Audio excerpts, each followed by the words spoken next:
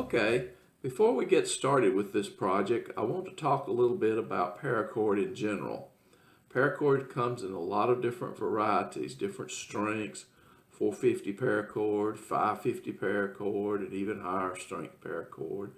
It comes in commercial variations and also military spec.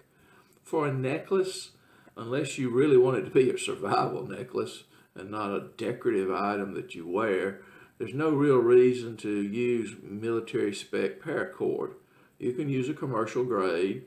In fact, you can use a cheap commercial grade. It's just for a necklace for decoration. So I use a Walmart paracord. Nothing special, very cheap. I think it's about $2 for an 18-foot section, and that's enough to do several necklaces.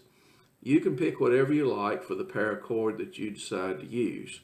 The heavier versions are going to be a little thicker and stouter, and you may want to do that. That's fine if you do.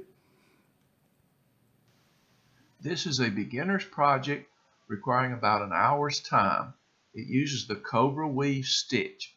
If you do not know how to wrap a shark's tooth or do the Cobra weave, I've got a sheet at the very end of this video with 2 links to other YouTube videos which offer detailed instructions. Obviously, you need a shark's tooth. I found this shark's tooth and others like it in the gravel bars of Trahon Creek, which runs through my property. At the time in history when this shark's tooth was lost, Jackson, Mississippi was underwater. Now we're 150 miles from the coastline. Okay, let's get started.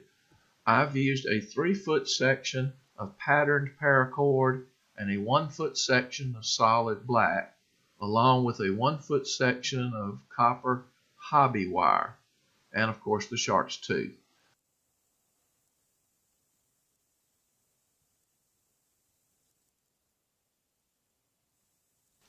My shark's tooth was dull gray. I decided to color it a jet black. I used a Sharpie marker, which is just a quick and fast way of doing it. Enamel paints would be better.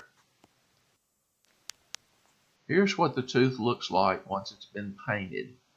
You can use enamel paints and a clear coat covering to get a little better results. Once you've got the tooth looking like you want, then it's time to wrap it with the copper hobby wire. When you finish and complete the wrapping, then it's time to put it onto the necklace. Your wrapped tooth should look approximately like this one. To finish the project, make a lark's head loop through the shark's tooth wire with your paracord. Then do the Cobra stitch weaves and snip the ends.